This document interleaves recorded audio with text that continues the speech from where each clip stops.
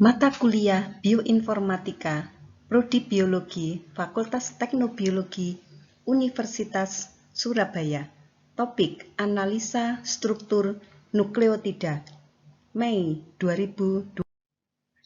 Topik yang akan dibahas meliputi mengapa dilakukan analisa struktur nukleotida, prediksi adanya gen atau open reading frame atau coding sequence pada suatu struktur nukleotida, sisi pengenalan enzim restriksi, mRNA processing, dan software untuk analisa nukleotida lainnya.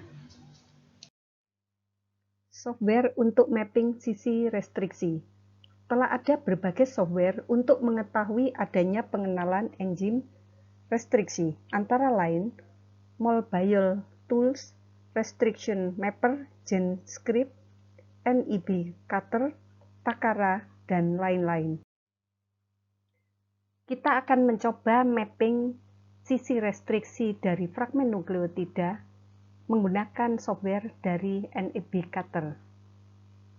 Silakan klik link yang ada pada slide sebelumnya dari NEB Cutter, kemudian masukkan sequence di kolom yang tersedia, pilih sequence sesuai kebutuhan, apakah sequence yang kita masukkan linear atau sirkuler, dan pilihan enzim yang dikehendaki. Kemudian klik submit. Hasil analisis dengan NEB Cutter terdapat pada slide ini. Terdapat berbagai enzim restriksi pada fragmen nukleotida yang kita masukkan. Bila dikehendaki untuk melihat enzim yang tidak memotong, kita tinggal klik link berikut ini. Yang terpotong dengan satu enzim juga bisa dipilih enzim yang dikehendaki. Kita akan mencoba dengan software yang lain, dengan GenScript. Masukkan sequence di sini dan tinggal klik submit, maka kita akan mendapatkan hasil seperti slide berikut ini. Tampilan hasil analisa dengan GenScript sedikit berbeda dari NEB Cutter. Pada hasil analisa disajikan bentuk tabel dengan nama enzim yang diurut berdasarkan abjad, kemudian urutan sequence dari masing-masing enzim dikenali berapa kali, ada berapa sisi enzim restriksi enzim tersebut, kemudian posisi basa yang dikenali oleh enzim dan bagian mana yang dipotong. Pengenalan sisi enzim restriksi dapat juga dilakukan dengan software yang lain, yaitu Restriction Mapper. Pilihan menu yang disediakan juga lebih kompleks. Silakan masukkan sequence pada kolom yang tersedia, beri nama sequence, kemudian pilih enzim sesuai target, kemudian pilih apakah fragmen ini sirkuler atau linear, kemudian berapa kali enzim itu mengenali fragmen kita, apakah nanti ujungnya overhang atau blunt end, kemudian juga berapa kali terpotong, panjang basa yang dikenali berapa, ujungnya akan seperti apa, pilihannya cukup banyak. Kemudian silakan klik di sini. Ini adalah tampilan dari Restriction Mapper.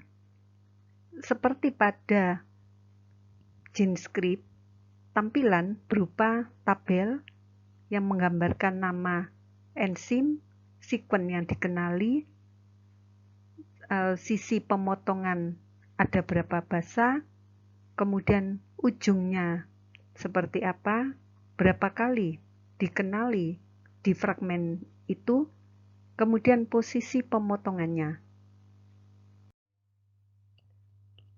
Untuk software dari sequence manipulation suite juga tersedia beberapa menu yang bisa diubah-ubah, masukkan sekuen format FASTA pada kolom yang tersedia, kemudian submit. Tampilan hasil analisa dengan Restriction Map Sequence Manipulation Suite software sebagai berikut. Posisi enzim restriksi yang mengenali fragmen akan muncul di lokasi sesuai dengan nomor nukleotidanya. Untuk daerah yang dikenali oleh banyak enzim restriksi, maka akan terlihat seperti ini. Anda bisa memilih software yang manakah yang akan digunakan dengan tampilan yang sesuai, yang memudahkan proses analisa sekuen Anda. Analisa selanjutnya adalah analisa untuk mengetahui ada tidaknya mRNA processing. Pre-mRNA adalah molekul mRNA panjang hasil transkripsi langsung dari urutan genom sel eukariot.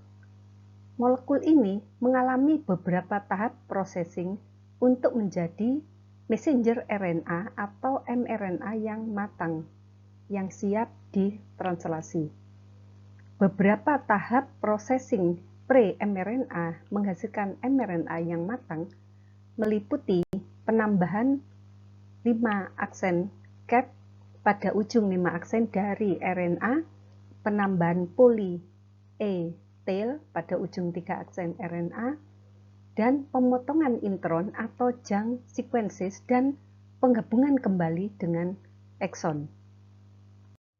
Beberapa software untuk mRNA processing dapat dicoba, misalnya dengan software Splice Prediction Tool atau Prediction Servers atau Human Splicing Finder, dan dari Berkeley Drosophila Genome Project serta lain-lain. Ini adalah akhir video kedua. Kerjakan latihan soal 2. Pada aktivitas di ULS, di latihan soal 2, terdapat lampiran yang berisi 2 sekuen dari genom eukariot dan prokariot. Lakukan analisa mRNA processing dari kedua sequence tersebut menggunakan software. Silakan tentukan sendiri software yang akan dipilih. Laporkan hasil analisa tersebut.